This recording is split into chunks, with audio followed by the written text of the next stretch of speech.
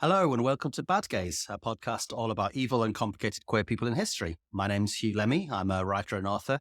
And today I'm joined by a very special guest, Indigo Dunphy-Smith. Indigo has been working in heritage across Australia and Scotland for the past 8 years. And she's recently begun delivering papers and workshops on how to tell queer stories through museum collections. So very similar to the sort of work we're doing here on a podcast. She's most recently spoken at the V&A Kensington about her work with the National Trust Scotland. Welcome, Indigo. Hello, thanks for having me. Yeah, thank you so much for joining us. So who are we talking about on today's show? So today I'll be talking about an early 19th century Scottish legal case in which two teachers sued the grandmother of one of their students. And this student had accused them of being in a sexual relationship. So the teachers in question were Jane Pirie and Marianne Woods, and the student who accused them was 16-year-old Jane Cumming, and her grandmother was Lady Helen Cumming Gordon. And Jane's accusation resulted in the school being forced to close, leaving the teachers with no income, damaged professional and social reputations. And they then sued Jane's grandmother, her legal guardian, for defamation, seeking £10,000 worth of damages, which is just under £1 million in today's money. Wow. So real school for scandal stuff, like sexual scandal, but then also the legal case and exciting stuff. Yeah, absolutely. So the story features 18th century definitions of tribbing, Orientalism, family members taking other family members to court. There's some public shaming, disinheritance, teachers being accused of having sex in the same bed as their student, voyeurism, as well as some good old-fashioned homophobia and racism. Classic, makings of a classic Bad Gays episode here, I think. Yeah. I've drawn heavily on the research of Frances B. Singh in her book Scandal and Survival in 19th Century Scotland, The Life of Jane Cumming, which came out in 2022, so pretty recently. And it's the Bible of stories around this case. It really deep dives into the details and also into the psychology, or she tries to get into the heads of all the people who are involved. And I'm particularly interested in one of the teachers, Jane Pirie, and the student responsible for her downfall, also called Jane, who I believe are some pretty complex gays. And I've been looking at the people involved in this legal case and how the early 19th century context and the places they lived, so Edinburgh in Scotland and Patna in India, influenced their lives. And I believe the legal case is an extraordinary historical moment that tells us much about working women's lives in early 19th century Scotland, lesbian and queer history, and gives us a good insight into race dynamics in the context of the British Empire too. As some people might already be familiar with the story from the 1934 play by Lillian Hellman, The Children's Hour, which later went to screen in 1961, starring Audrey Hepburn and Shirley MacLaine. Fantastic overall melodrama, fantastic performances as well by the two leading ladies. A very interesting document of the time in the 1960s and relationships with especially lesbianism, I guess. Yeah, and if you haven't seen it, I would really recommend it. There's lots of long stares at each other and dramatic instrumental music. And 100%. they threw in a love interest. Yeah, it's a gorgeous film. It's, and pretty brave, I think, for its time. Absolutely. So where does our story begin? So our story begins in Edinburgh in the early 19th century. So to begin, I'll set the scene. So at the turn of the 19th century, Edinburgh was a city with two personalities. One still easily recognized today, the Old Town and the New Town. So the medieval Old Town with its crooked closes and steep steps was the ancient heart of the city, and the Royal Mile or High Street runs the length of it, connecting medieval Edinburgh Castle, which sits at the peak of this ancient volcanic plug, to the Jacobean Holyrood Palace at the base. And at this time, the two towns were divided by the Nor Loch, English translation being North Lake, which was drained between 1813 and 1820 because it had just become a dumping ground for the rubbish of everyone who lived in the old town. And it's pretty nasty. But if you've been to Edinburgh, it's now where Princess Street Gardens is in the centre of the city and where the train station is. And this image of the old town sits in stark contrast to the new town, which began to develop in the mid-1700s. And the new town was a vision of sprawling streets and private parks. And it was actually originally designed to look like a Union Jack as a kind of homage to the Act of Union, where England and Scotland joined together in 1706 to make Great Britain. And it was Edinburgh's way of showing its loyalty to the Protestant king and distancing itself from the Jacobites who were loyal to the exiled Catholic monarch. The Newtowners' residents were also a symbol of the money amassed through inherited wealth and trade around the British Empire, which was really expanding rapidly at this time. And Scots were overrepresented in this colonial development. They were eager to assert themselves as key players, especially in places like India. And this wealth meant a lot of influence and power, both socially and politically, within Edinburgh as well.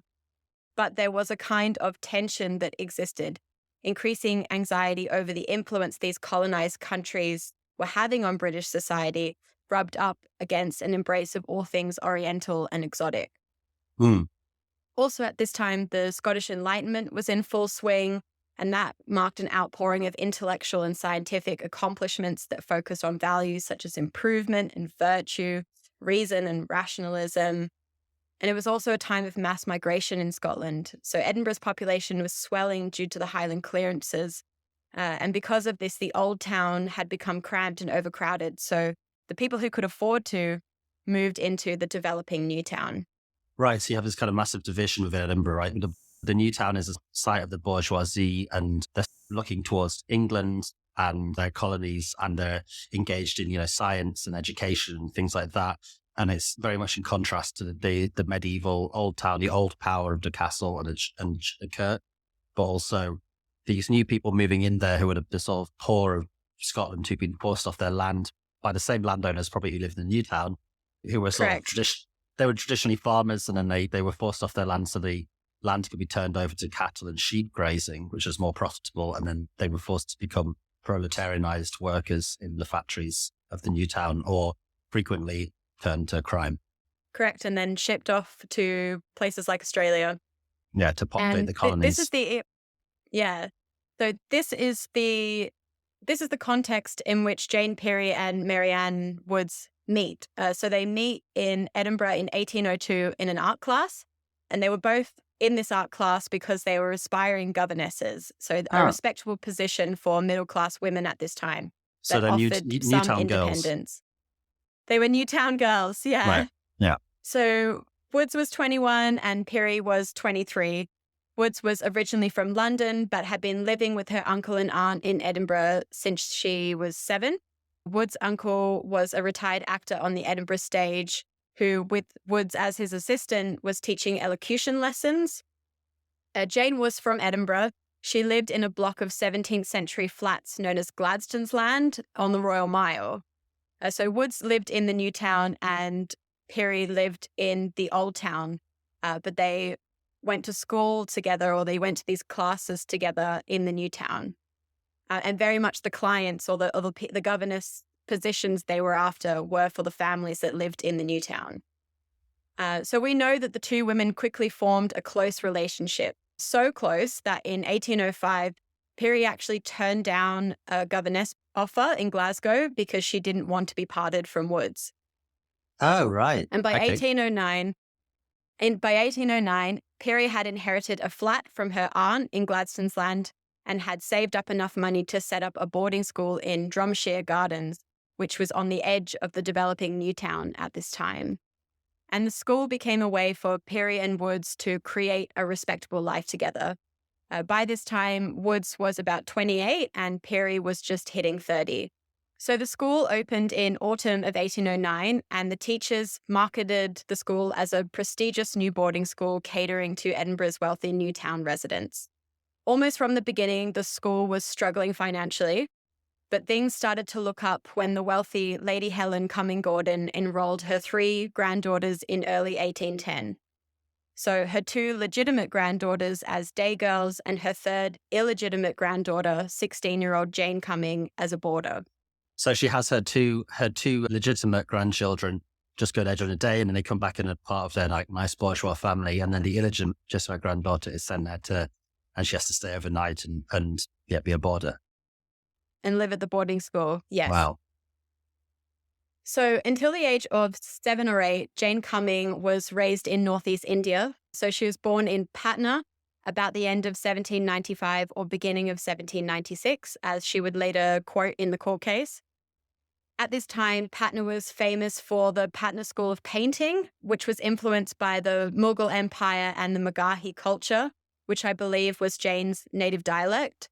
The school produced illustrations of the everyday life of people in the city for European buyers, and they paint a very vivid picture of Jane's childhood. And I'd really recommend you look up these illustrations. So Jane was the daughter of Lady Cumming Gordon's son, George, and an Indian woman who George refers to in his letters home to Scotland as my lady in the north. However, she remains unnamed in the historical record. And British presence in Patna was not new when George arrived. The East India Company had established a factory in Patna for trading in calico and silk almost 100 years earlier in the 1620s. But the last decade of the 18th century is marked as the point when British policy towards India became decidedly more imperialistic and aggressive. And it was during this time that George was there as an admin assistant for the Board of Trade. So his family hoped his experience there would be the making of him, as it had been for his grandfather.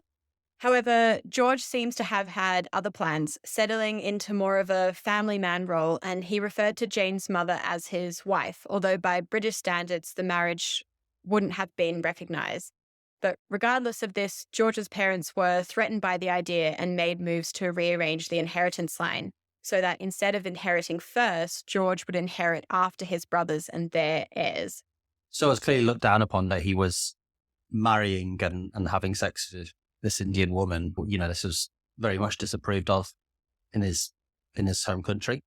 Yeah, so it's an interesting time in the colonial history of India because, as I said, George is there during this time when control really starts to tighten and it gets more imperialistic and aggressive.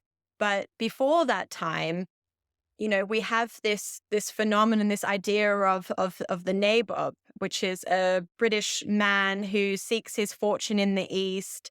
And as he does, he kind of takes on all things, in this case, maybe part of Northeast Indian culture, and really immerses himself into the culture. And in doing so, rejects more of British culture. And so maybe that's why he refers to Jane's mother as his wife, and he kind of takes on this family man role. But like I said, George's parents are quite threatened by this because he's obviously taking it seriously, and they don't like it one bit.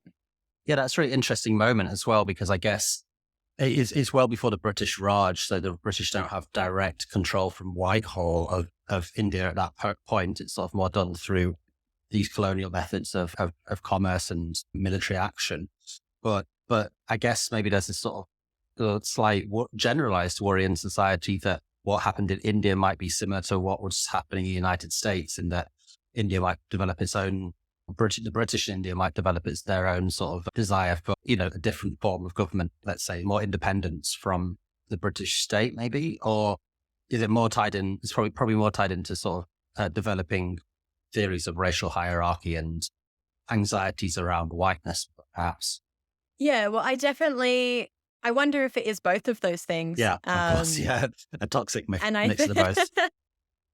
I think that George's family are probably thinking more about the immediate effects of his actions because they go to such extreme lengths to threaten him by rearranging the inheritance line. So on learning this, George abandons his lady in the north and 2 children, Jane and her younger brother Yorick, to institutions in Calcutta and actually set sail for Scotland to make sure that this didn't happen. And, maybe it was in his fate, but he actually died on the voyage. So he never made it home. Yeah. Well, serves him right. Yeah, right. So these institutions that Jane and Yorick were left behind in, they were set up to provide for the many abandoned or orphaned children of company men. They were trained to be productive members of the colonial state. However, in 1802, Lady Helen actually paid for Jane and Yorick's passages to Scotland.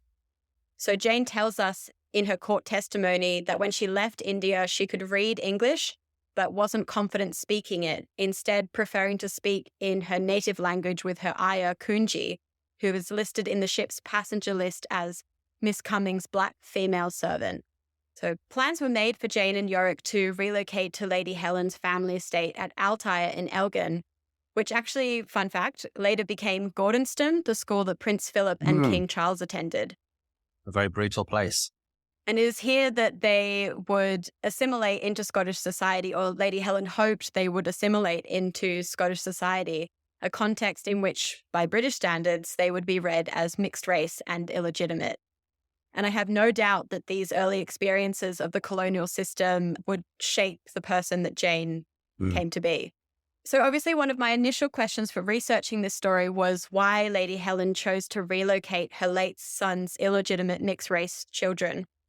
So we know she had several books by a woman called Elizabeth Hamilton, who was a much admired writer living in Edinburgh during this period. And Elizabeth Hamilton pops up in this case quite a bit. So along with fiction, Hamilton wrote essays on moral topics, including child rearing. And she argued that it was one's duty to rescue the children of foolish and idle parents. And Hamilton suggested two figures who could provide care for neglected children, the nanny and the grandmother. So it's very easy to see that this is what Lady Helen follows. So initially she had plans for Jane to become a dressmaker or a milliner in Elgin, but a few years later she changed her mind and she actually brought her granddaughter to Edinburgh in 1810. So Jane would have been about 15 or 16 years old at this time. And Lady Helen enrolled Jane as a boarder in the new boarding school set up by Marianne Woods and Jane Pirie. It was just a street over from her residence in Charlotte Square, meaning her two legitimate granddaughters could attend as day girls. In addition to this geographical convenience, Lady Helen chose the school at the suggestion of Margaret Pirie, Jane Pirie's sister, who had been the governess to Lady Helen's daughter's children, who I believe are the two legitimate granddaughters. She sounds like quite a formidable woman, Lady Helen. I mean, like, obviously there's clearly some messed up dynamics by today's standards, and I'm sure it's going to get worse as the story progresses.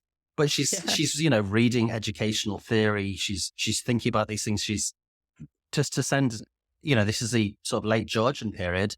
To send any of your daughters to school was probably reasonably radical for the time, let alone your illegitimate mixed race granddaughter. The idea to give her an education seems quite bold. Yeah. So yes and no. It's quite an interesting one, and I think I could give examples on both sides. But I do think, and maybe we'll come back to that later because I don't want to anecdote too much. But Lady Helen. Yeah, I think Lady Helen was very much a matriarch in the family, but also quite sensitive, emotional, and quick to make decisions as well, which will become very important very soon.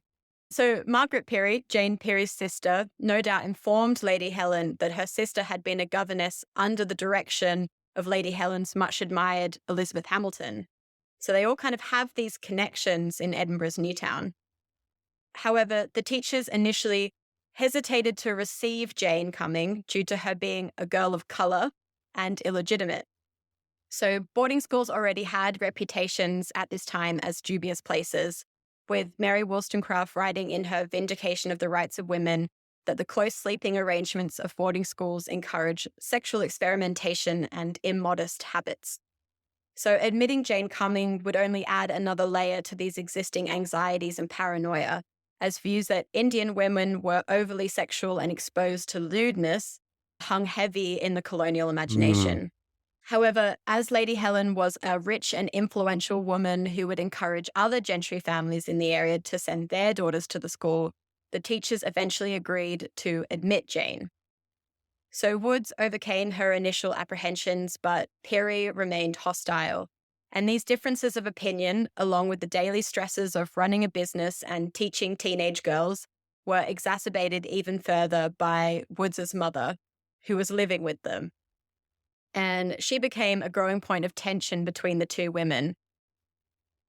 During the trial, the students commented, often overhearing the teachers arguing about Woods's mother and her presence in the house, to the point where Pirie insisted that she move out. From the legal records, it appears Pirie struggled to cope with the pressure of her financial, and we could perhaps argue emotional investment not immediately turning a profit.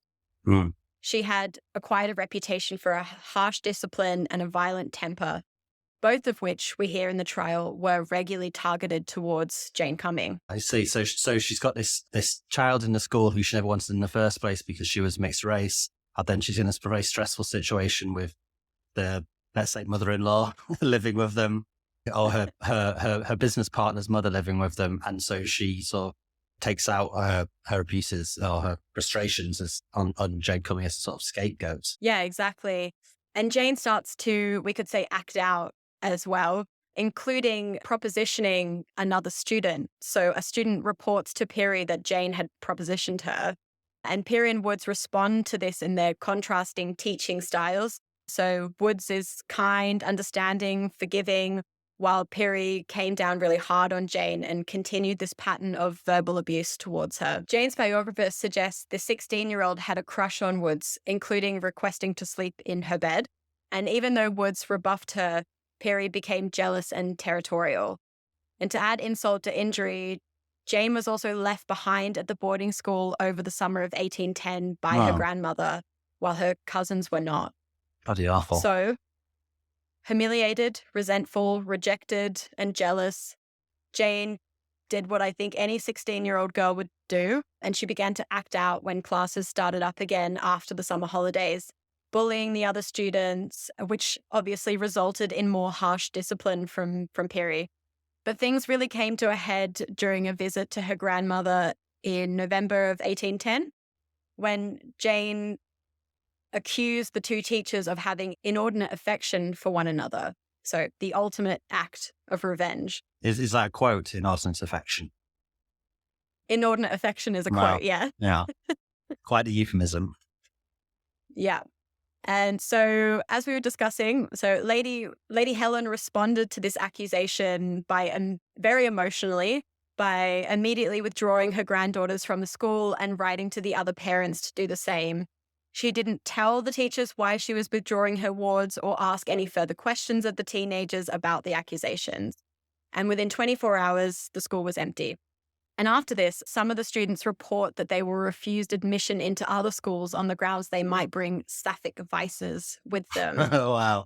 So Jane goes home to see her grandmother, spreads this potentially rumor, or there's clearly a sort of heightened emotional tension between the three people, the student and the two teachers.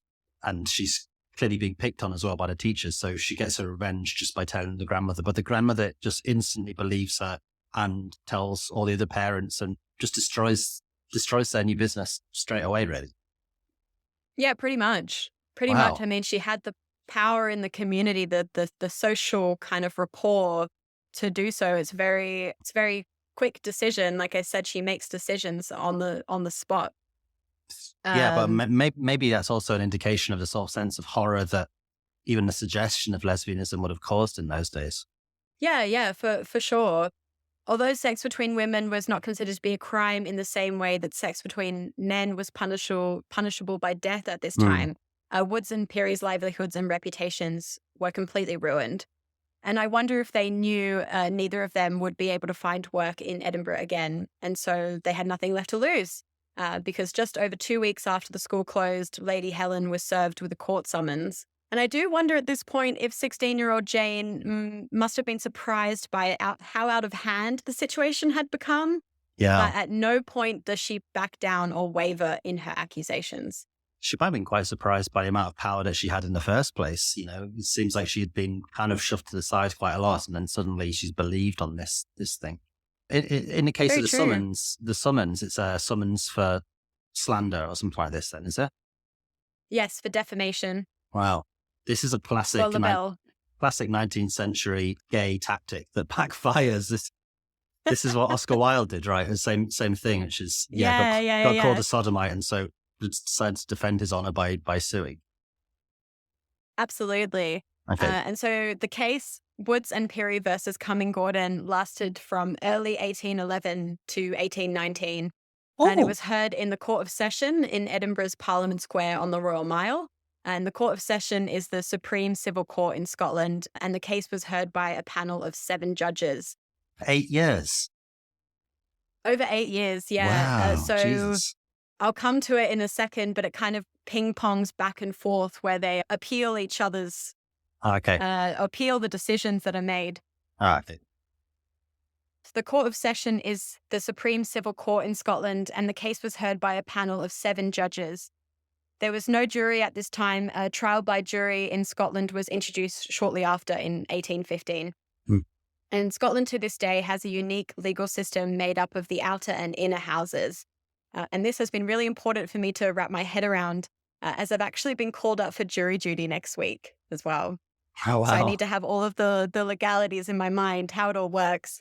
So most striking to me in this case, but perhaps an oversight, or definitely an oversight by the court, is that the case excluded any men, but was wholly judged by them. And they display an equal amount of disgust and curiosity at having to judge whether or not 2 women could have sex.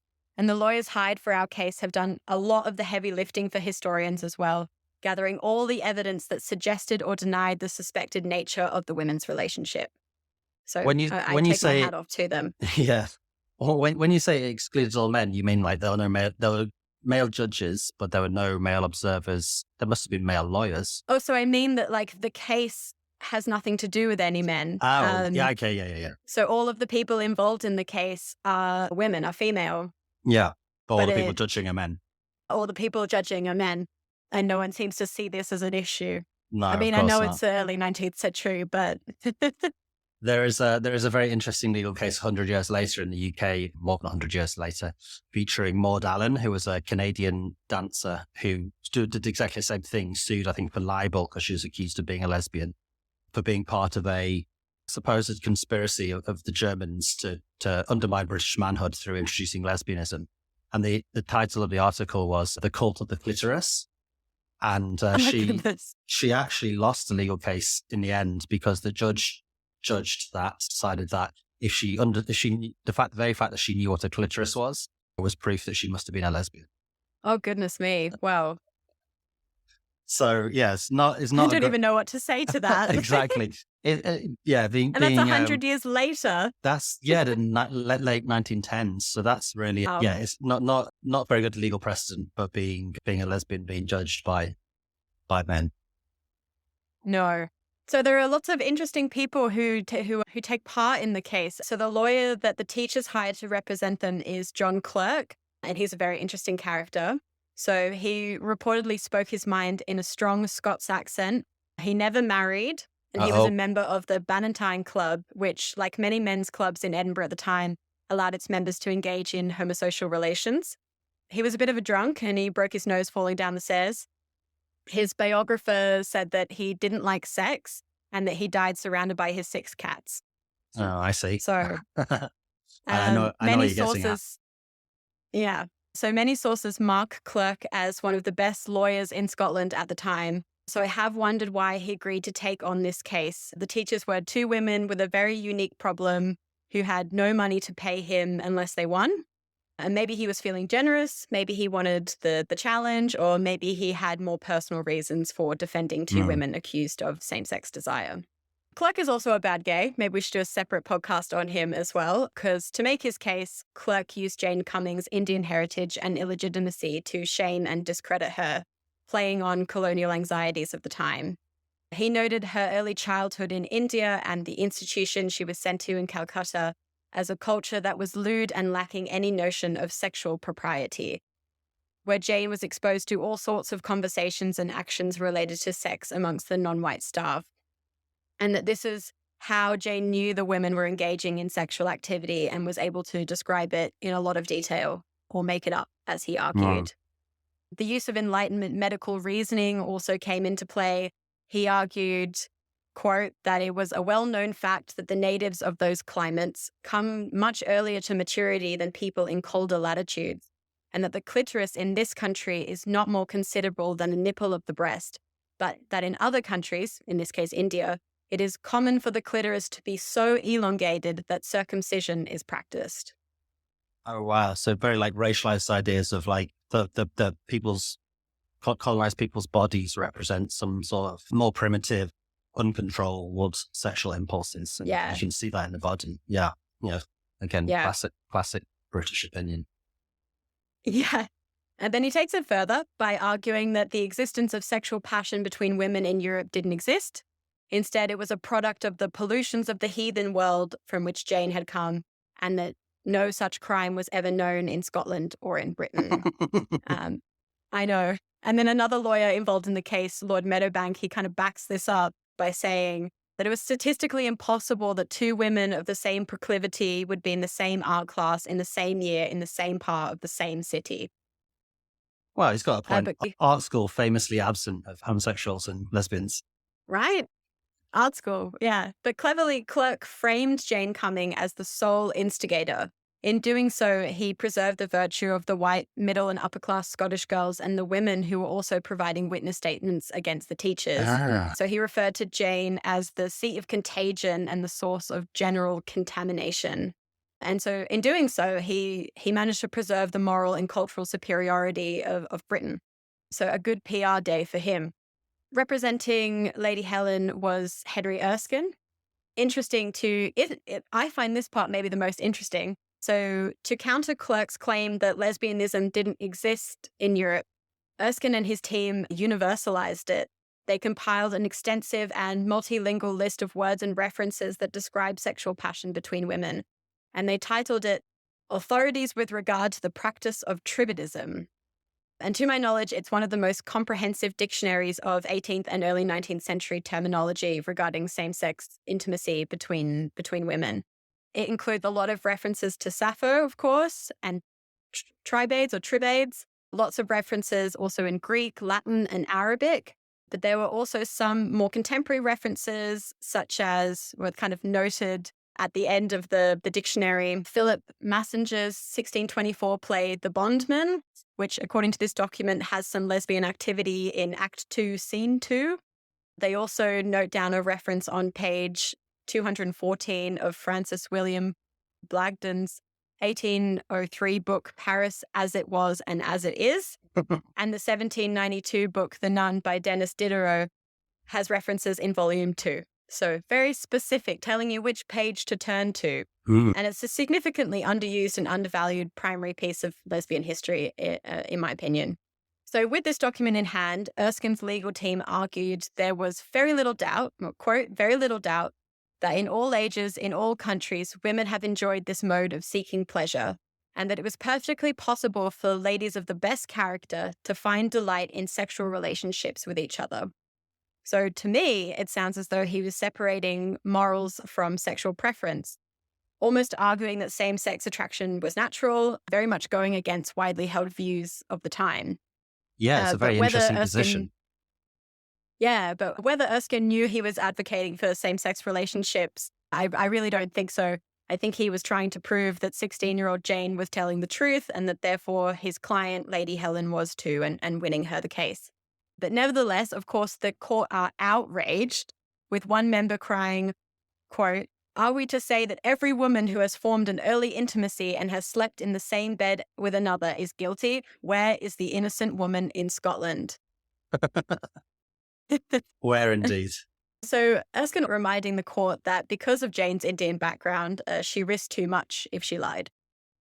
Unusually, Jane was called to the witness stand. So normally family members are not allowed to give evidence, but the decision was made this did not apply to Jane because she was illegitimate. There's no record of any family member attending to support Jane during these trial appearances. And over 4 days, Jane testified in the Court of Session. So in the note-taker's longhand, her testimony runs for 49 pages. Wow. And she described the teacher's sexual practices in a lot of detail and, quote, with lively colors, so much that the judges soon became perplexed as to how the adolescent girl could have come into possession of so much knowledge on the topic. And this included claiming that on numerous occasions the teachers had had sex while she was in the bed. And during this period, it was considered normal for teachers to share dormitory rooms with their students, and if it came to it, share beds with students who needed firmer discipline, meaning Jane often found herself sharing Pirie's bed, much to both of their dislike. Yeah. First, Jane confidently recalled several instances of the teachers visiting each other's beds during the night, and I would say that all of these are dated from and after the summer she's left behind at school. she recalls more often than once being disturbed in the early morning by the teachers who were speaking and kissing and shaking in her bed. And when Miss Woods came into the bed, she felt them both take up their shifts, and she felt Miss Woods move and shake the bed, and that she was breathing so high and so quick.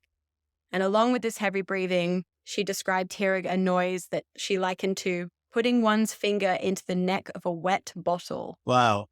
Yeah. And last but not least, she claims to have overheard Miss Pirie say one night, "You are in the wrong place," to Miss Woods. And when the lawyers suggested she might have misheard in for on, she confidently stated that she had not.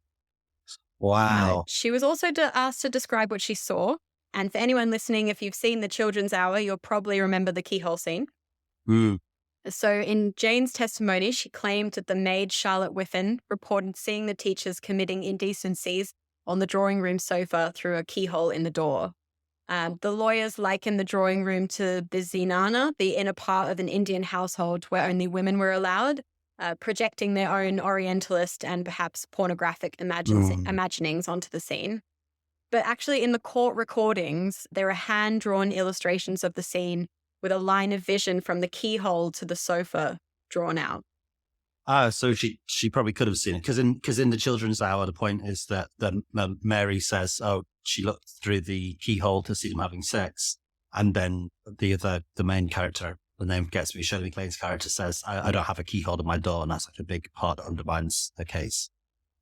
Yeah, and that is what the lawyers discover. They go to the school and they look at the room and they say that this is impossible. There was no keyhole.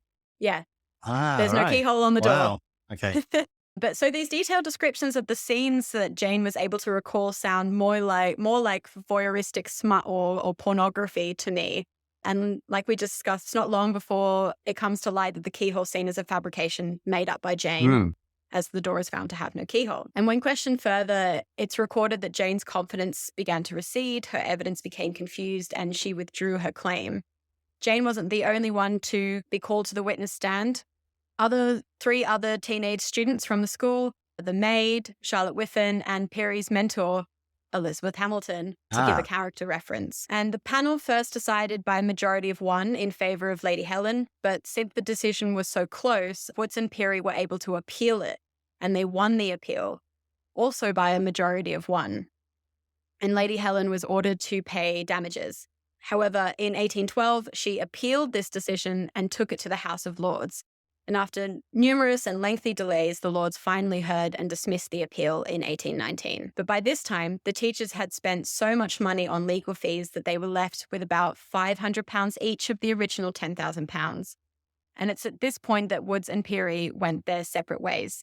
So Woods moved back to London and managed to find herself a part-time teaching position at Camden House Academy. And we know she died unmarried in a boarding house in Brighton just before her 90th birthday. The Pirie stayed in Edinburgh, however, she was also unable to find work again. And she was described as totally ruined, entirely disabled from employing whatever talents she may possess, showing us the real-life implications of what she was accused of. But before the defamation case had closed, Pirie was back in the Court of Session in another legal dispute. And I am interested in what happened to her after the trial. So in this case, she was contesting an inheritance claim, taking her brother-in-law and sister Margaret to court over the property she had inherited in the block of flats she grew up in on the Royal Mile, Gladson's Land. So remember that Margaret is the sister who suggested Lady Helen send Jane Cumming and her cousins to the teachers' school. So I assume Pirie chose to take her sister to court out of desperation to secure some kind of financial security for her future. And in the court records, Pirie claimed that her sister Margaret had acted in an illegal and most unkind way and had pressured Pirie into handing over the flat when she was under extreme stress from the defamation case. Pirie stated that repeatedly with tears and protestations, she beseeched and prayed that she might not be driven into this hurtful and prejudicial agreement, but that Margaret, totally unmoved by the tears and protestations, exploited her emotional vulnerability, threatening, menacing, and concussing her into agreeing to the disposition of the property. She argued that the document Margaret and her husband made Pirie sign was not legal because it hadn't been properly witnessed. However, in 1821, the court determined against Pirie.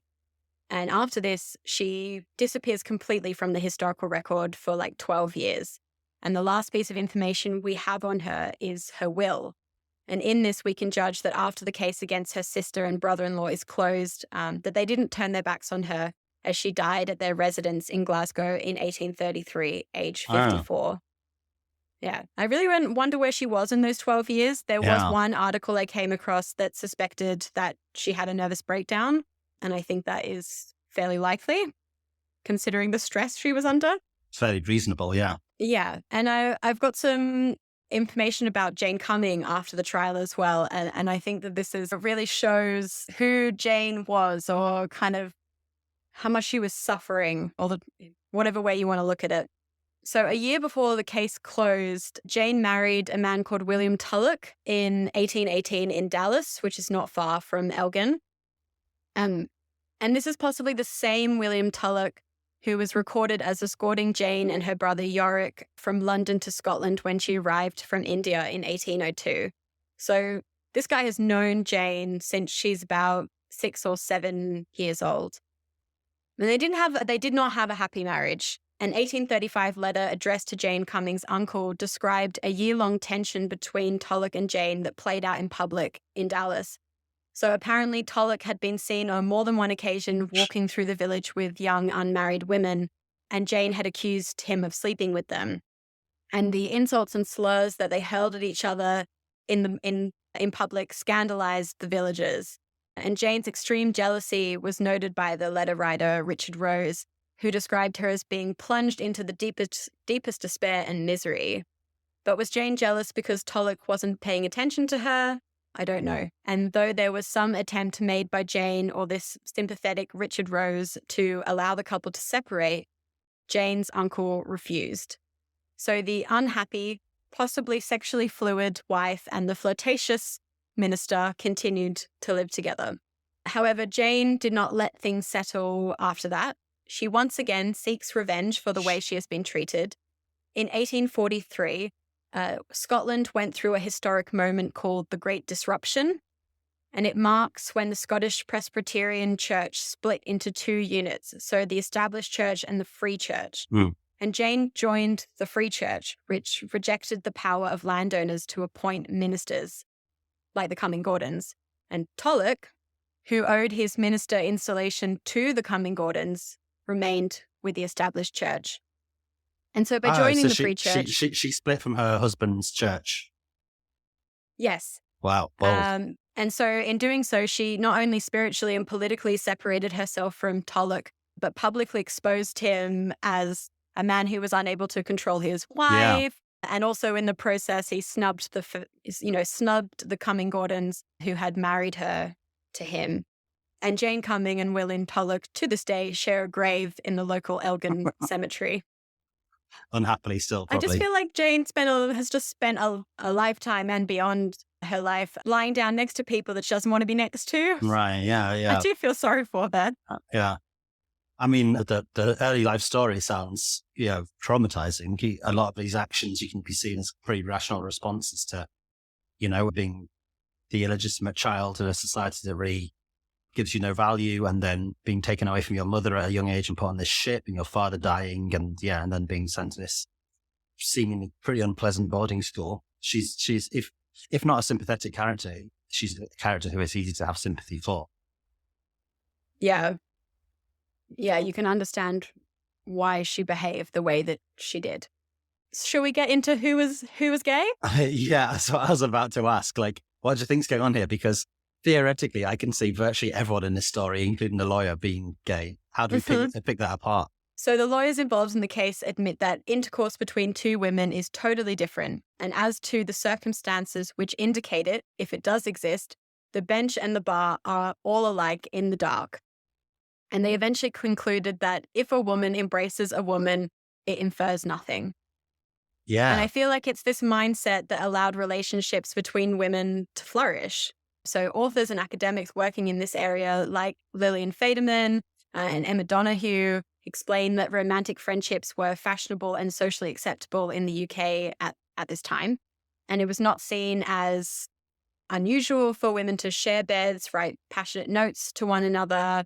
And if they had the means, maybe a bit more unusual, but still didn't raise too many eyebrows, to reject marriage and move in together. So this is possibly why Pirie wrote so freely about her feelings towards Woods to Elizabeth Hamilton, who I have continuously said I have my suspicions about as also being a queer woman, or maybe I'm bringing to the table first time, but she never married either. But that's for another podcast.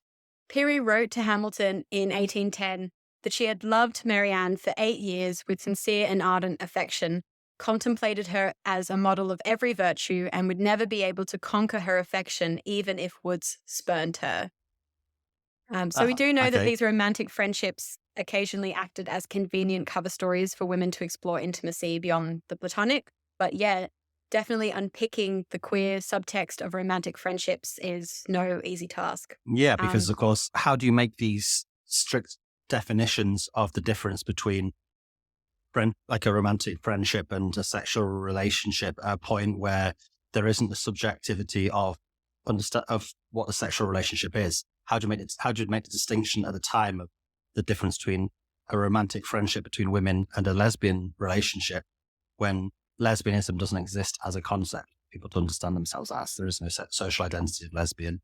So there are almost certainly romantic friendships that are chaste, and there are probably romantic friendships that spill over into sexual activity, but the people inside them just still regard themselves as being that's part of a romantic relationship. Yeah, and I guess perhaps that is just a different way of looking at queerness, or how queerness has evolved over time. Yeah. So obviously queer is a modern-ish word, but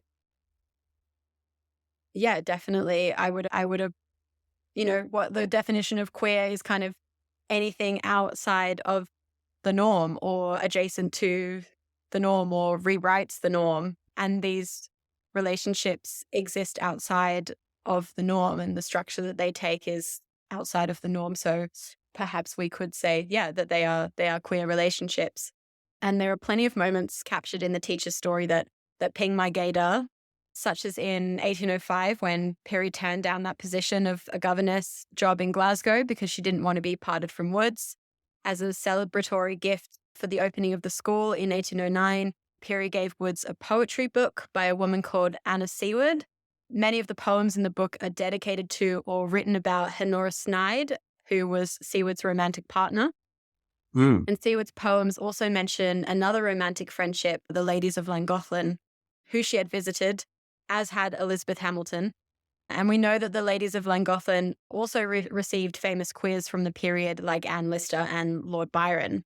So Anna Seward never married, and she had a dog called Sappho, as did the ladies of Llangollen. So I think we can make some guesses about which team they all batted for. A very romantic friendship.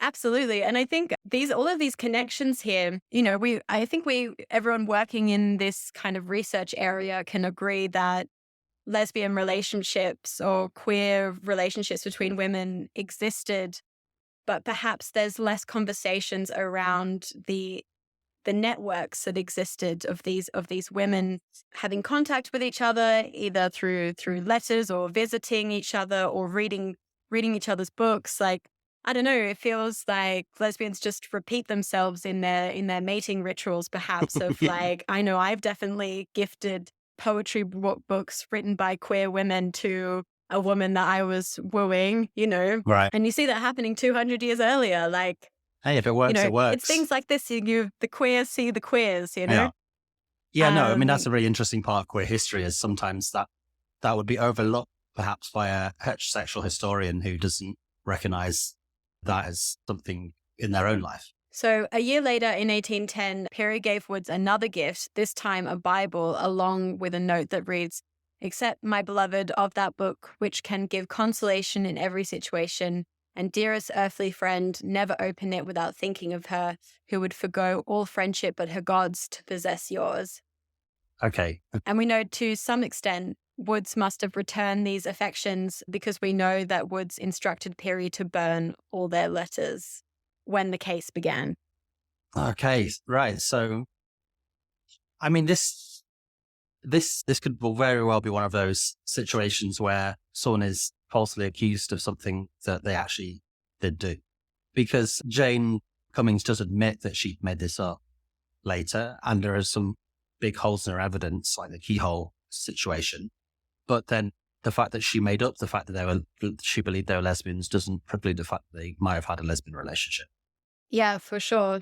And I guess that this is what everyone is struggling with. And then the lawyers are just kind of, I think that quote, that in that quote, they're just kind of like, whether they did or didn't, it doesn't matter because it doesn't actually exist. So we don't have to worry about it. And we can all just kind of like move on with our lives. But Jane Cummings' biographer really believes that, well, she quotes in her book that she believes Pirie to be one very frustrated lesbian. But curiously, it hasn't been observed in any of the academic writing I've used in my research. But I would say the person who comes across as the most queer in this story is actually 16-year-old Jane Cumming. You know, we hear through the court records that she has a crush on her female teacher. She requested to sleep in her bed. She propositioned another student. And during her testimony, gave a lot of explicit descriptions of the positions and noises associated with sapphic acts. And the lawyers claim she knew all of these acts because she was from the hot eastern climate of India. But I wonder if it's just because she was a curious 16-year-old girl with an active imagination who was a little bit queer. So we know that Jane's guardian at Altyre, the Cumming Gordon's country seat, made purchases from the local Elgin bookseller that contained sexually suggestive scenes. These included Radcliffe's Mysteries of Udolpho, a complete set of Sterne's work, and Arabian Nights. And these books contain transgressive and voyeuristic scenes. And perhaps this is where Jane got the idea for the keyhole scene she fabricated in court. And I'm also interested in how accessible information about desire between women in India was in the early 19th century in India. And I'm not suggesting that Jane learned about same-sex desire between women in the same way that the lawyers talk about it, but I am aware of how colonial control reshaped and restricted ideas around gender and sexuality across the empire. So I do think it's important to mention as well that before British colonization, homosexuality was not illegal in India. And it wasn't until 1860 that it became punishable under Section 377 of the Indian Penal Code, which was based heavily on Henry VIII's Buggery Act of 1533. And Patna, where Jane was born, used to be part of the Mughal Empire, which has a rich visual queer history, which you can read more about in Leela J. Roop's A Global History of Love Between Women.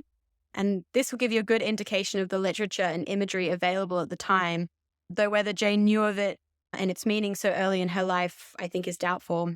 But however, the Magahi culture has a very rich tradition of folk songs, stories, and festivals, which were depicted by the Patna School of Painting. So perhaps stories involving the Mughal Empire were not unknown to Jane. Yeah. These are all things to be explored even more. And yeah. Yeah, I mean, I guess it's an interesting question of just how deeply, either in India or back in Scotland, this was part of a sort of general context conversation in the context of wider society, or not necessarily wider society, but if she's a inquisitive, you know, she seems a very smart teenage girl to have this money invested in her education in the first place. Maybe she's, you know, going through, as you said, the library and finding these sort of texts and piece of things together, or had personal experience. Yeah. Like you just said, I do think that she's extremely intelligent. She knows how to manipulate people and stories. Yeah. And kind of bend things to her will. I think that she's very capable of seeking out this content, if that's where, we all go looking for ourselves. And there are lots of queers who went looking for themselves in the past. Anne Lister's is a big one from the time period, a contemporary of Jane Cummings.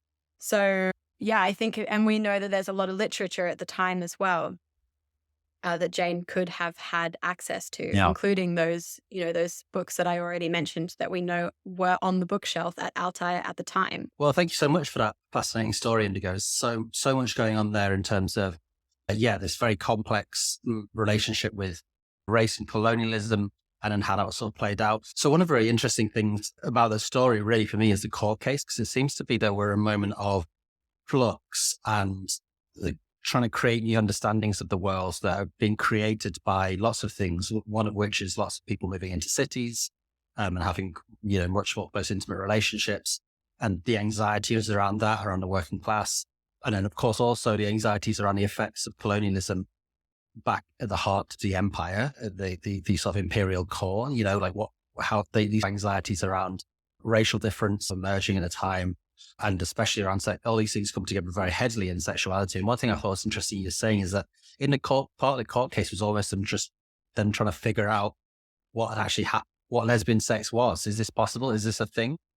And it's very analogous in some ways to sort of similar discussions happening around male homosexuality.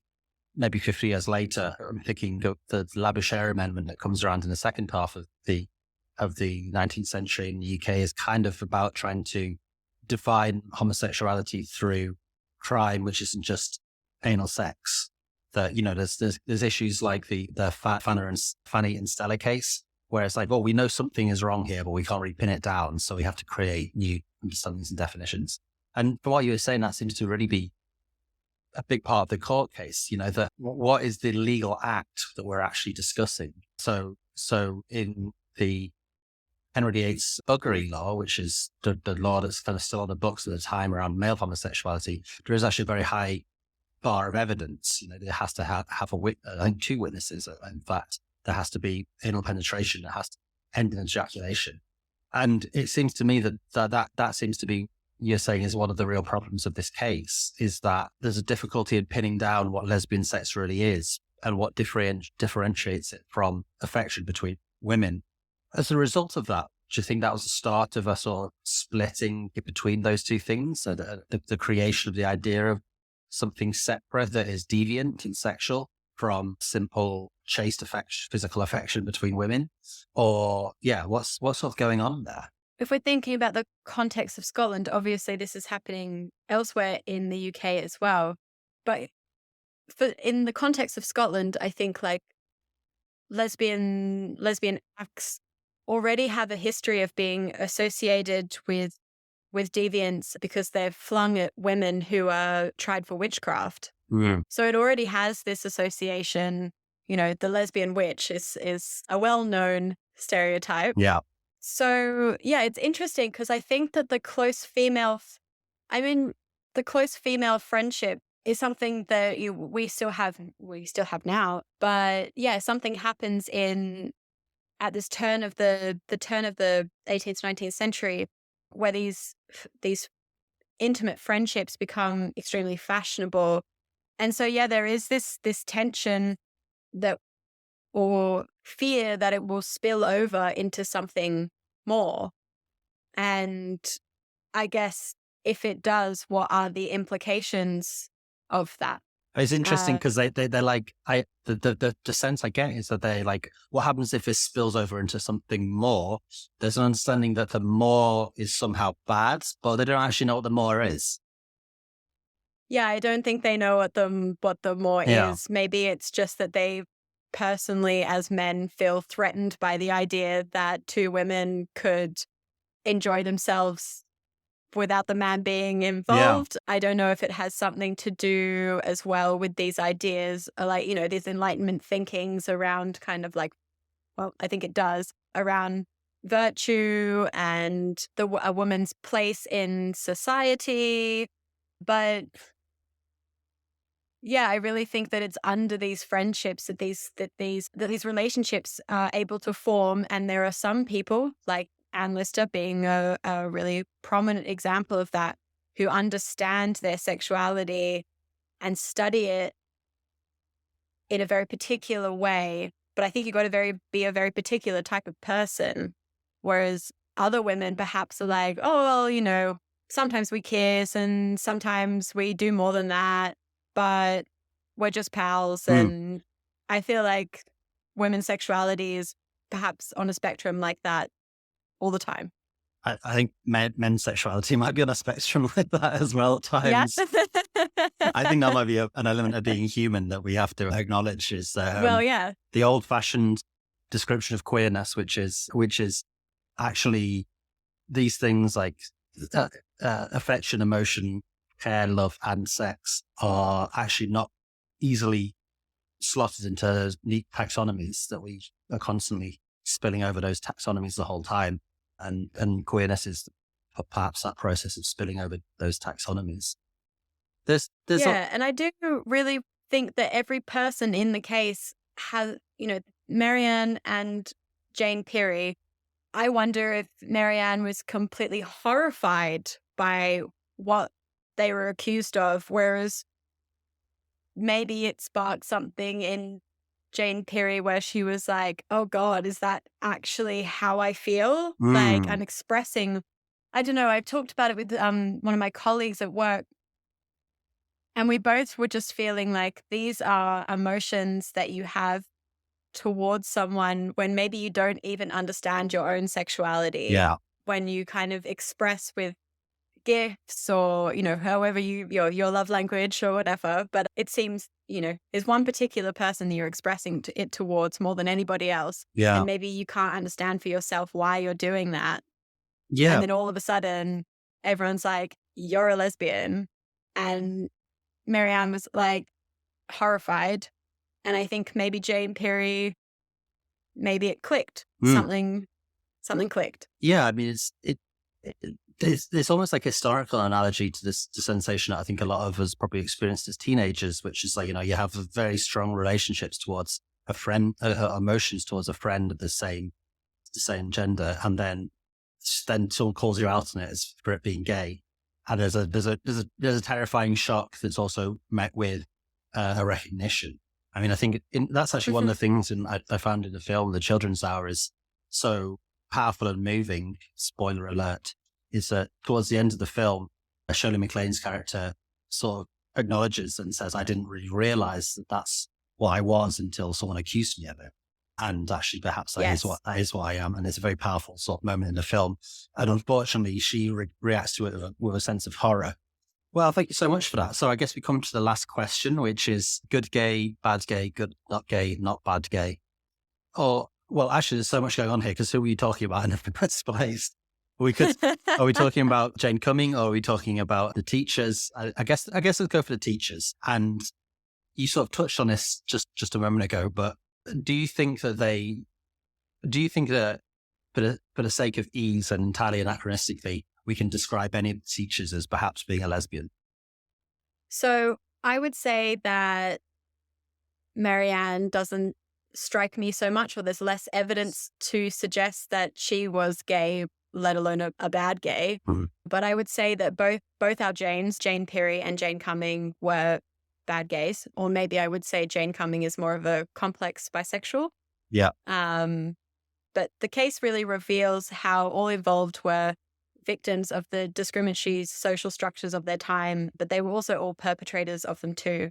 And Pirie has been described as one frustrated lesbian, but she's less explicitly described as a racist. And I really believe that her harsh discipline towards Jane was racially motivated, and this is what led to her downfall. For Jane, I wonder if she could see or pick up on Pirie's feelings towards Woods and understand her own feelings towards Woods as the same, and didn't know what to do with them. And I wonder if her shame around her own desires, or we could call it her internalized homophobia, was so unbearable for her to hold that she just projected it onto the teachers. And the way Jane retaliated to Pirie's racial prejudices towards her suggests that she knew that accusing the teachers of sexual contact would result in their ruin. And we witness her repeat this in the public shaming of her husband. And the second legal case, in which Pirie battles over her share of Glasnow's land properties with her sister, highlights her struggle to bounce back from this accusation financially and the pressure that put on family relations. So going beyond clearly outlining gendered expectations and roles in the 19th century in Scotland, the case highlights ideas around Orientalism, sexual fantasy, and provides insight into power dynamics with not only elements of racism and homophobia at play, but also age and class. And reading it all together gives us a unique insight into the consequences of a working woman having her sexuality publicly questioned, as well as the unchecked influence racial prejudices had in Edinburgh from the schoolroom to the courtroom. Right. Yeah. I mean, I'd agree with you on that. I think the court case you highlight is just so fascinating. The defense argument, the prosecution argument is this racialized sort of aspect of this anxiety of a sort of overly sexualized primitivism, that sort of racism. There was such a huge part in the development of a argument for what homosexuality was in the first place and why it should be criminalized. We talk about a lot, obviously, on this podcast. Combined with then the defense argument, which was everyone's at it and always has been, which was seen as a condemnation, of course, but in reality, that now becomes the sort of main liberal argument for LGBTQ rights, of course. Yeah. Well, But yes, I do think that our two Janes are some bad gays. so if people would like to know more about Marianne Woods and Jane Pirie, or about Jane Cummings, what are some of the sources you used for this episode? So I would definitely recommend Francis B. Singh's Scandal and Survival in 19th Century Scotland, The Life of Jane Cumming. Like I said at the beginning, it's an absolute Bible that deep dives into references and sources and also comes at it from a psychological point of view. So I would also recommend Leela J. Roop's A Global History of Love Between Women, because this is more of an international look, but it has some really great visual examples of queerness in India, especially around queer women in the Mughal Empire. And the last one I would recommend, if you live in Edinburgh or you live in Scotland or you're visiting, is to go to the Signet Library and have a look at the original document from John Clerk, who records the whole court case. So it's only one of two that exist in the entire world, and one of them is right in the middle of the Royal Mile. So I would definitely recommend having a look at the original sources, because you can see the illustrations and you can have a look at that dictionary of words and definitions. Great. Well, we'll stick all those and some extra links up on the program show notes. Thank you so much for joining us. It's been a fascinating episode. You've been listening to me, Hugh Lemmy, and Indigo Dunphy-Smith, and this has been Bad Gays. Until next time, bye. Bad gays. Bad gays. Bad gays. Bad.